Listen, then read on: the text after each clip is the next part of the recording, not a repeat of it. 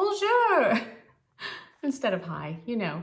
Let's talk about my recent trip to France. It was absolutely amazing, loved it. There's all sorts of things to say about it, and I have all sorts of pictures and little video clips and things to show you. So it's probably going to be a while. Get settled in. Let's talk about my trip to France. Okay, the trip started off that my husband told me he was going to France, and he is currently working with a French company, and he has been for a while and has not been able to travel there, and they've not been able to travel to him because of the virus and so forth. So France opened up in June, and they immediately said, come to the big meeting that happens there. He hasn't been able to attend in person, so now's your chance. Please, see if you can come. So he told me that he was going and wanted to know if I wanted to go too. Well, my first reaction was, yikes, they just opened up, I get that and stuff, and we're fully vaccinated and things, but it's still a little frightening. Anyway, he was going. Whatever he would get, he'd be bringing back home to me anyway. I thought, okay, fine, I have the travel bug. We did everything we could to stay as healthy and stay away from people as possible. We made that decision right away, and we decided to go. If he was going to go anyway, we were going to make the best of it and have a good trip. So we did. We made that choice, and that's how it worked out. So we made sure we were completely healthy, tested fine, everything perfect on the way, brought all of our vaccination records and so forth, and we flew to Paris. And we had an overnight flight, and so thank goodness we were in business class, and we had a lay flat seat with blanket and pillows and stuff. And that was the most wonderful thing, because when you come from the U.S. and go to Europe, you hit the ground running, because it's bright early in the day when you get there. So it was good to be able to sleep. I actually did get a little bit of sleep, but I normally can't sleep on a plane at all. But it worked out beautifully. So here we are, heading to Paris.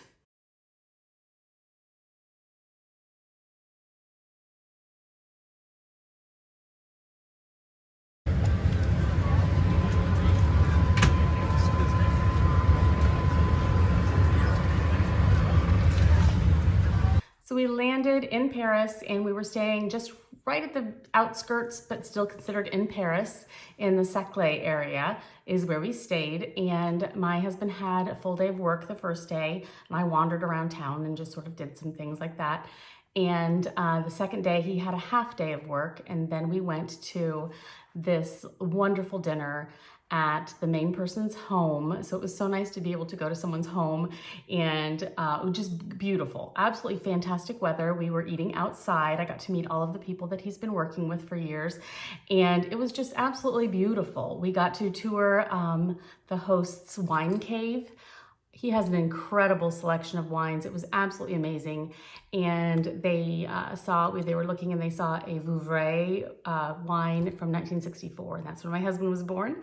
So the host was like, let's take this out, let's try it. So we got to drink the Vouvray from 1964. And my husband was so honored, and he felt so really amazed by that, and he kept the bottle. So we have the bottle here at home still. But just meeting with everyone, the meal was amazing. The conversation was amazing. The area, everything was just absolutely perfect. So that ended our work time, our business time there in Paris. And then the next morning, we decided to have about half a day. Literally, we only spent half a day in Paris, in the center of Paris. So since we have been there several times before, we've done all the major sites and so forth, and we were really trying not to be around too many people. We decided to just quickly, I couldn't be that close to Paris and not see the Eiffel Tower and not just go downtown a little bit. So we drove downtown to the main center of Paris. We parked in the parking lot for the Louvre, and we were there. We looked around a little bit. We were just sort of walking around, seeing things. We did not go to a museum inside. We did not go shopping at all, and we avoided all crowds as much as possible. And it was absolutely a beautiful, gorgeous day. It was sunny, it was nice and hot, just so pleasant. And as you'll see from some of these pictures that I will show you in little videos, it was not at all crowded. Things had not completely, they had opened up, but crowds were not there. It was actually kind of a perfect time to be there because of that. Everyone was wearing masks. We were all masked and happy and doing a good job when we were near people. You know, when you weren't anywhere near people, you would take your mask off. But it was great because it wasn't crowded. So we were walking around a little bit and we stopped and got a sandwich. We just wanted to have some lunch. So we just stopped right there outside the Louvre and had a sandwich, and it was just so enjoyable. And then we decided to make the 45-minute walk, just sauntered our way over to the Eiffel Tower to see what we could see on the way and so forth. It was beautiful. So after that 45-minute walk, we got to the Eiffel Tower. It is under construction a little bit. They're doing some renovation, which is necessary. I noticed it was quite rusty, which was very interesting. I'd never seen it quite so out of shape before, so to speak. I'm sure they have to do that kind of thing normally, but you know, I was kind of surprised to see that much rust and so forth. I was also surprised to see, different from the last time we had been to Paris and had been to the Eiffel Tower, that you can no longer just walk underneath it. It's blocked off to the point where you have to pay to get in and show, you know, vaccination and so forth and everything in order to get into, even to walk under it. You could only stay out and away from it unless you paid to do the whole tour or whatever.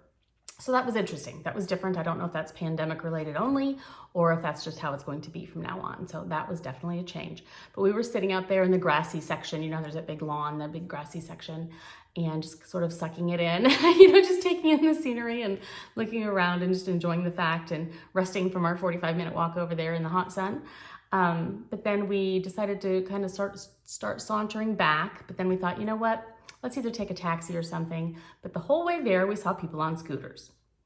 Yes. So we decided we would give it a try because it wasn't very crowded. If it was extremely crowded, no way.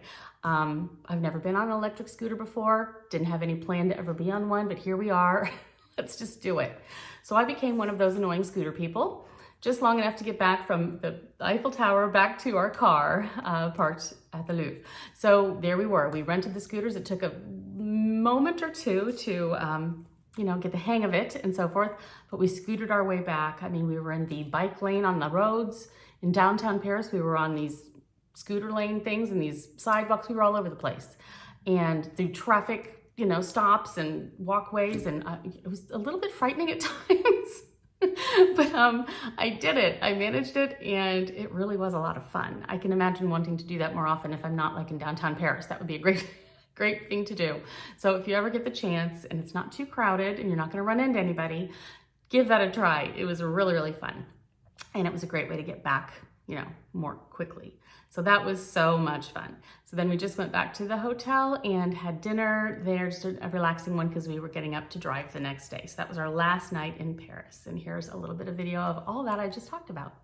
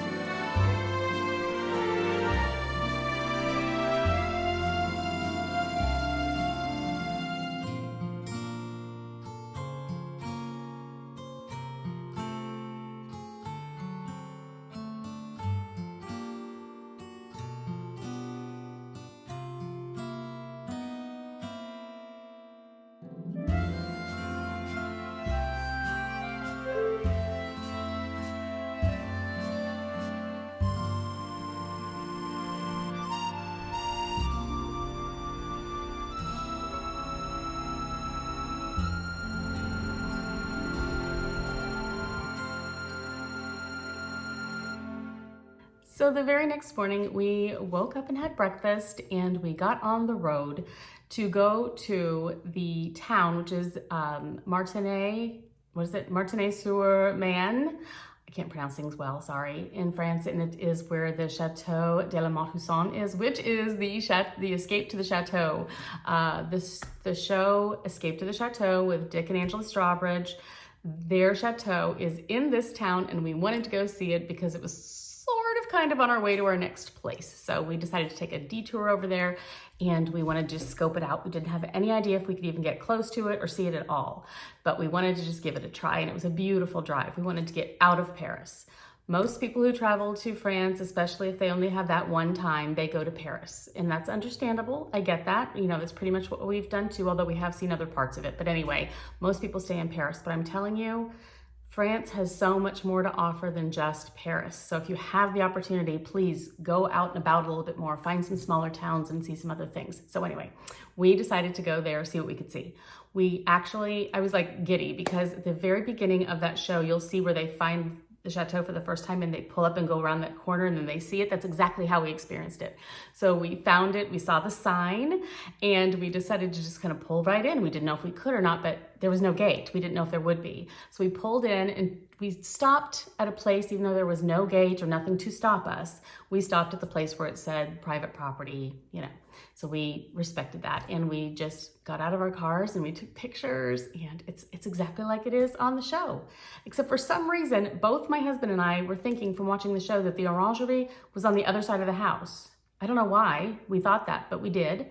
And, you know, it was funny because I admitted it and he's like, I thought so too. So anyway, no, the orangerie is on the opposite side that, you know, we didn't think that's where it was. So anyway, it was fun to go there. It was amazing and just kind of surreal to see it in person, and got a few crazy little pictures and didn't want to overstay our unwelcome. So we probably spent maybe 10, 15 minutes just sort of sucking it in and looking at it and just taking it all in and enjoying what we could see and the wildflowers that they planted and just all that stuff. They're doing construction, it looks like. They have some roofing situation going on, and there's scaffolding and so forth. So that's what's happening there. And no, we did not get to see Dick or Angela. That would have been absolutely amazing, but of course, you know, you can't have everything, and we didn't get that lucky, but that's okay. We were just thrilled to see the chateau and to be able to get as close as we did. And then we got to check out the town and the areas around it and so forth, which was great. And here's a little bit of that. Oh, wow. Oh my gosh.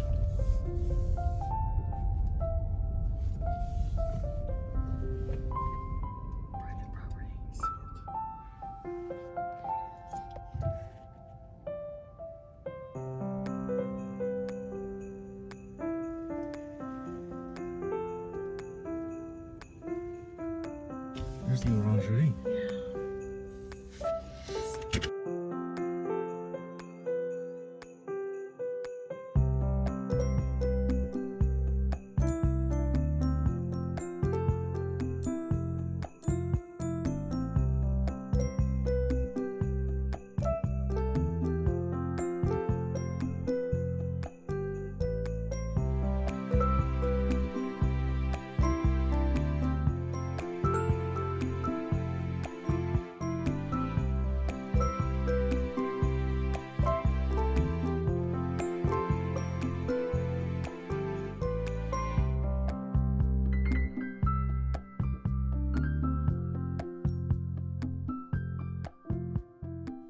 So that night we were going to spend the night in Tours, and so we were headed down that way. After we saw the chateau, looked around town, so forth, we were headed down to Tours.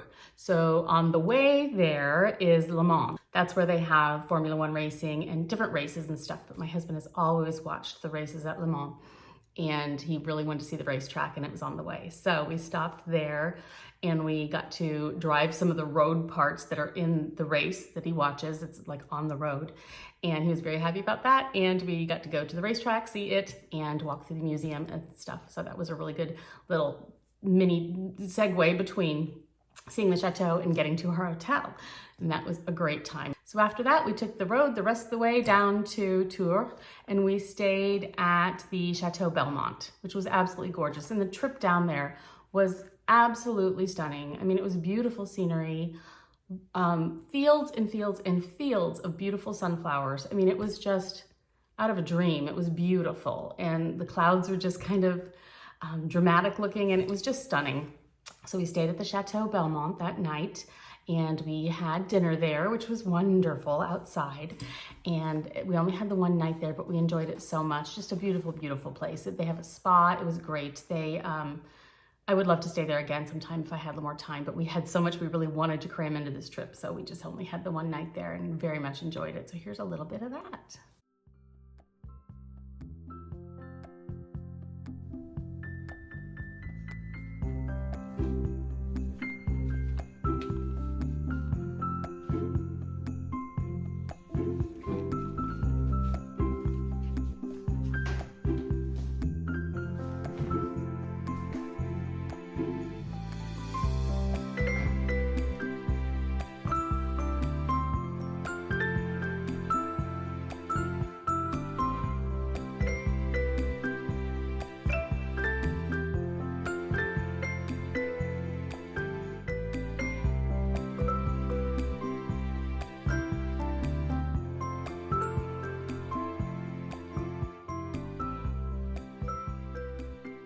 So since we had such a short time in tour, we had to really pinpoint what we wanted to see while we were there. We only had a little bit of time before we had to hit the road again.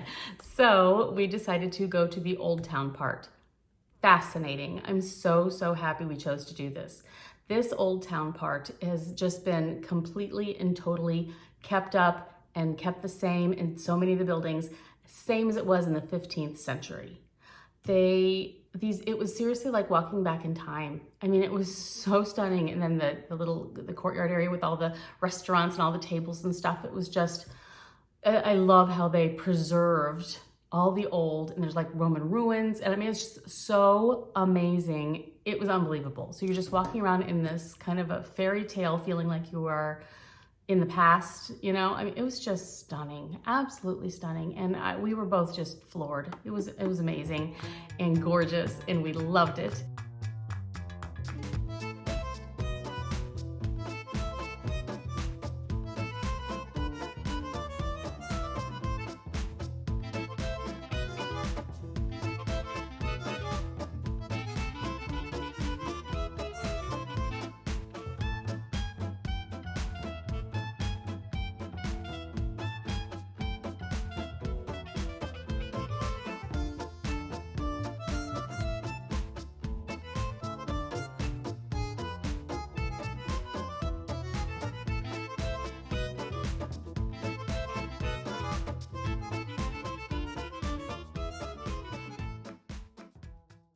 And so that we had lunch there, and then we hit the road because we needed to go all the way down to the Dordogne region. So it was like a four and a half hour drive, something like that. So we then drove that amount of time down to Dordogne, which we were staying in Sarlat, the Canada, and beautiful. Stunning area. Dordogne is a region that Jim, my husband, had stayed in when he was a child. His family had rented a little castle or something, and they've had all these family stories of it at the time. And he was a young boy, and he just always thought he wanted to go back to Dordogne, and I just thought it sounded fantastic, so let's do this. So that's why we drove all the way down there, plus there were things we really wanted to do there. So we did get in there, we did get there, we checked in, which was a little bit tricky because it was market day, it was a Saturday, so the market was all set up right in front, so we couldn't really pull up in front of the hotel. So we had to do some walking and dragging suitcases and things over cobblestones, but that was just part of the fun. And we checked in there, and then we decided to walk around in the downtown area. Again, some beautiful historic buildings, tons and tons of shops, restaurants everywhere, entertainment. It was just wonderful. And I had this lovely salad, and it was just a really nice evening, just gorgeous, absolutely gorgeous. And that was a beautiful, beautiful end to that day.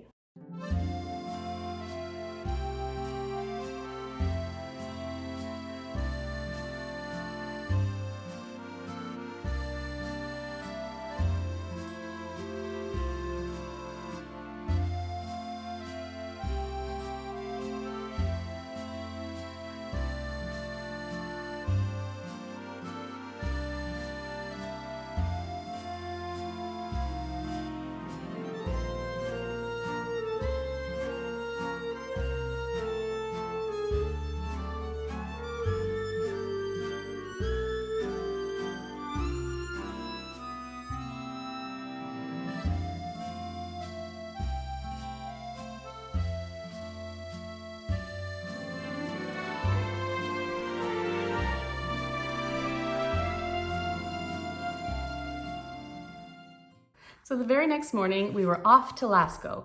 Lascaux is about 30 minutes away, a little less than that, from the hotel that we were staying in. And Lascaux is the place where, in the 1940s, 4 boys stumbled upon this series of caves, and they found these 20,000-year-old cave paintings that were preserved so beautifully. So that happened in the 40s, and for a while people were being able to tour the actual caves, but it started to deteriorate the paintings a little bit, and so before it got worse, they closed it to tours. But they had experts come in and recreate the entire cave system exactly the way it looks in real life. You feel like you're actually in the cave, and the paintings are identical, using the same pigments and things that were used in the originals to the same specifications. You can look a picture of the real and look at the recreation, and it's identical, millimeter to millimeter perfect. So we basically got to tour the caves of Lascaux. It was a replica, yes, but it was so amazing and so well done. And then there was a museum, and just to see it all and see some of the real and some of the bits and the things that they used and how they painted and learn about this 20,000 years ago. It was absolutely stunning. So the actual cave was only a short walk distance from where we were, somewhere there.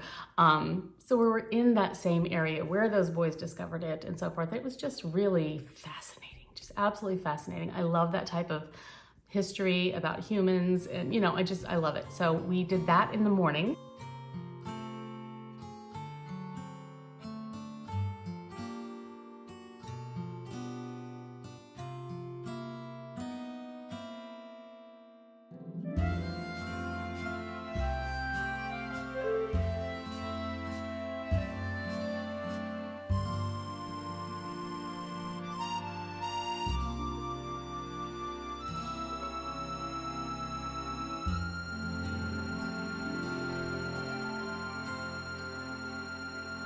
After we were finished there, we quickly just went back to the hotel, changed our clothes, and checked the weather report, and it was maybe going to rain, but maybe not. We decided let's do it anyway. We went canoeing. So we drove to Dordogne, and we got in the canoe there, and we had a 2-hour, 15-minute canoeing thing past these beautiful canyons, past the Chateau, under 5 bridges. It was absolutely stunning, all the way to Baynac.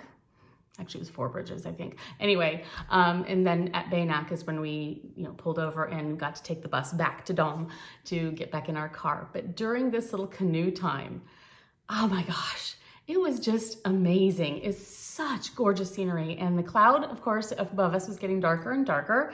And it was just sort of dramatic looking and so forth, but it did rain on us. So we were getting rained on, but lightly. It wasn't anything major. At one point, our hands were getting really cold though. And we're thinking, oh no. But then the rain stopped and it warmed up really fast. And we warmed up too, because we're busy paddling and so forth. And I was taking pictures every second I could. And it was just, I can't even tell you. It was stunning. We're away from people. We're out in nature. We're still seeing beautiful scenery. We feel like we're in France because obviously there's a chateau right there, and so forth. You could pull over at these little sandy areas if you wanted to. It's just stunning. So they told us what time the bus was going to be there to take us back. And then there was another hour later if we wanted to stop and spend more time, different places on the shore, whatever. But we just kind of just took our time and just went. We didn't stop off anywhere, but just loved it, every second of it. And yeah, we were a little rained on when we got there, but we had a ball. It was great.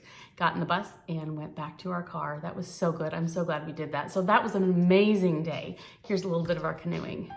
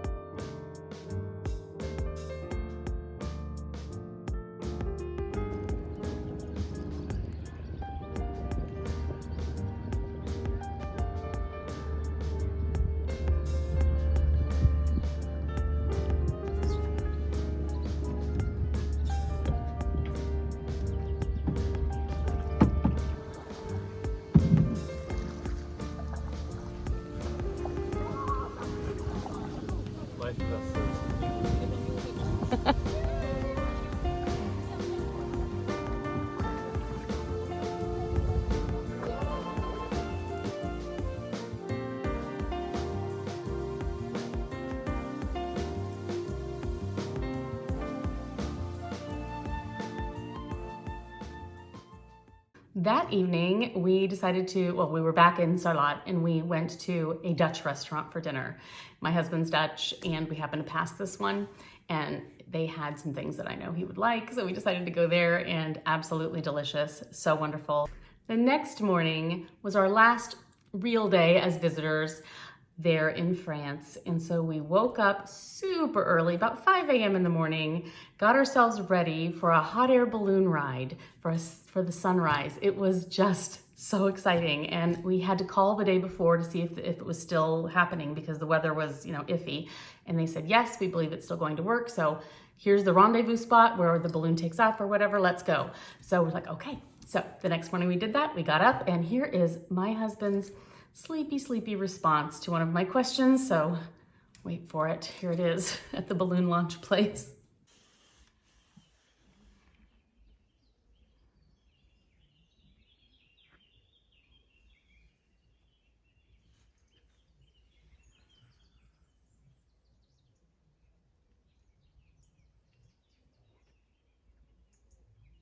What time is it, Jim?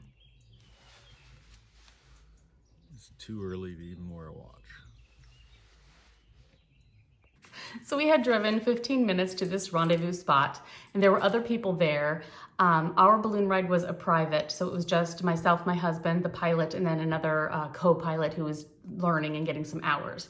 So that was just us and ours, but there were other balloons, 2 other balloons that were taking off at the same time, and they were in larger groups. So we all piled into vans and went to the launch spot. And they were dragging the balloons and the baskets in the trucks behind us. It was wild. And we got to help prepare our balloon, which was really fun to watch how it's done. And we got to actually inflate it and so forth. And here's some of that.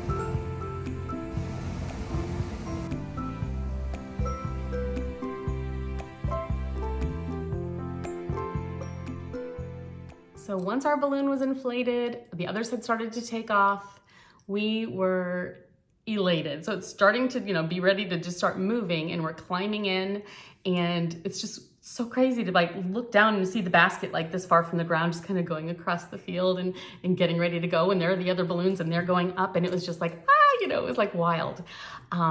So amazing. I cannot even describe to you what it was like, really. I can only try, and here we go. First of all, I was afraid that I would be terrified because I remember in Hawaii, we had done 2 different helicopter rides, one on the Big Island and one in Kauai.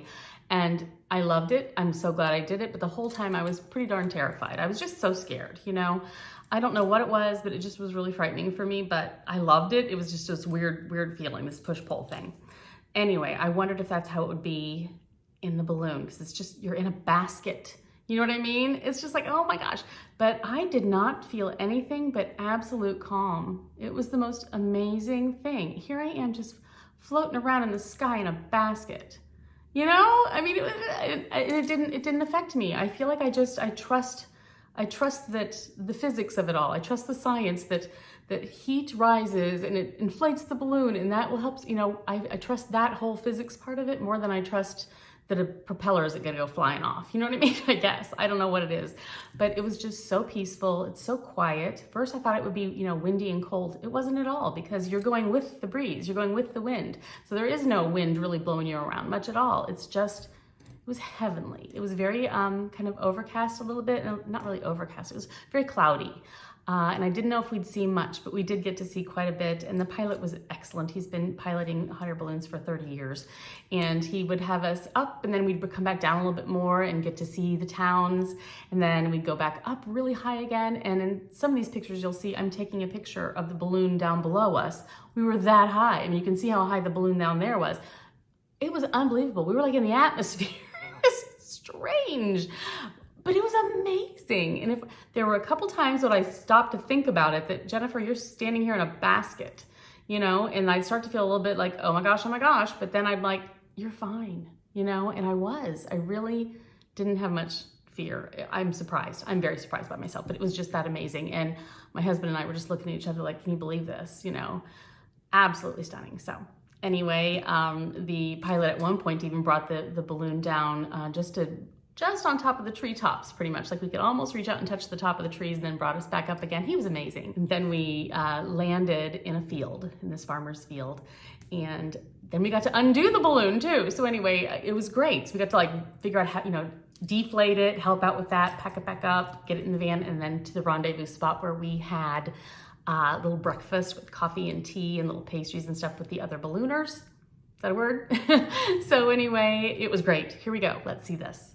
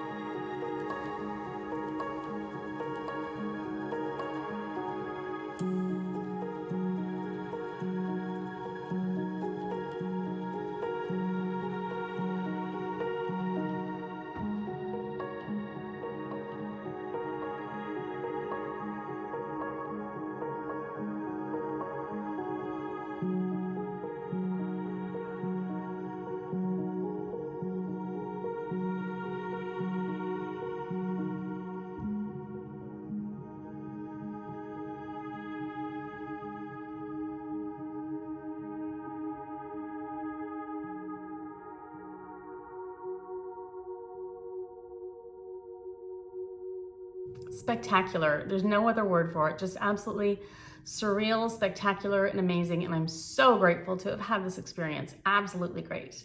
Anyway, after that, it was probably about 10:30 going on 11. It was very close to 11, if I recall, when we got back to our hotel. And we needed to check out really quickly. So I think checkout was at 11. So we had like 10 minutes when we were running. So we checked out at 11, and then the rest of the day, the plan was we still had to drive 6 hours back to Paris to the hotel at the airport and check in and sleep to get up to fly the next morning. So we still had to get there, but we also needed to go to a pharmacy to get our COVID test to get on the plane.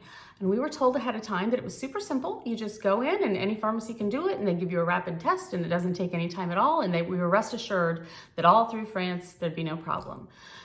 So knowing it's like almost noon, we stopped to eat a little bit of something and it's almost noon at this point and we have to get our COVID test and drive 6 hours to Paris. So that was our plan. And we were searching and searching and searching and searching for a pharmacy to get these tests done rapidly for ourselves.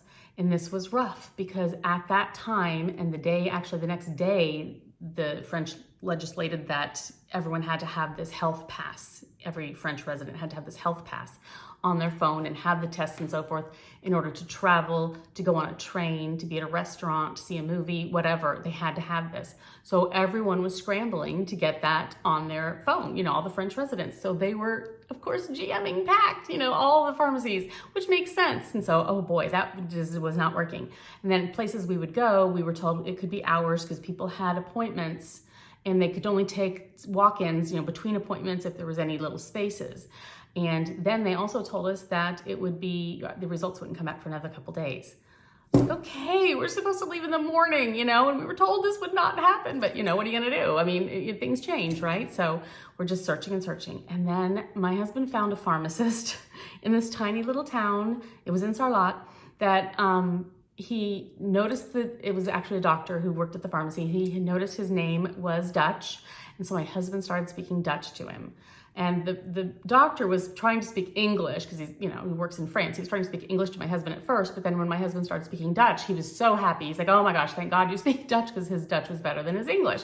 So they kind of hit it off that way. And my husband explained our situation. This doctor was so amazing. He was just so sweet, a really young guy.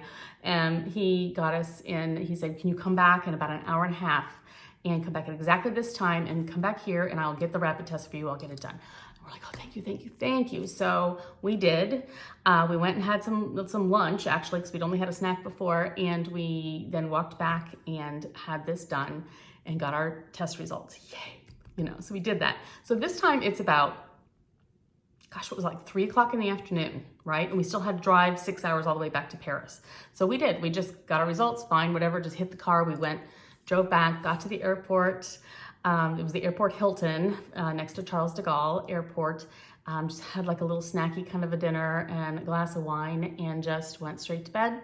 Got up early the next morning. Our flight was at 8:30 in the morning to Belgium and just switched planes there and then flew all the way back. So landed in Chicago 8 days after we left. So that was the trip. It was a trip. It was amazing. It was fantastic. It was spectacular. I'm so happy we went. Everything, thank goodness it all worked out. We're healthy. We're tested. We're fine. We didn't bring anything. We didn't take anything bad, to or from. So I can rest assured that it was okay. And I really needed the getaway. My husband did too. We're going through a lot right now with family and, my parents and selling my house and, all that kind of stuff. So it really was a blessing. It really was, and it worked out great. So thank you guys so much for sharing this with me or letting me share this with you. So many of you were saying how you really enjoyed my pictures that I was sending each day on Instagram. If you do not follow me on Instagram, here's my Instagrammy thing, and you can follow me. I not always real great with putting pictures on there, but I certainly will continue to try. And every once in a while there's a gem. So thank you. Love you guys to pieces. I'll talk to you later. Any questions, feel free to ask. I'll do what I can to let you know what I know. Thanks. Bye.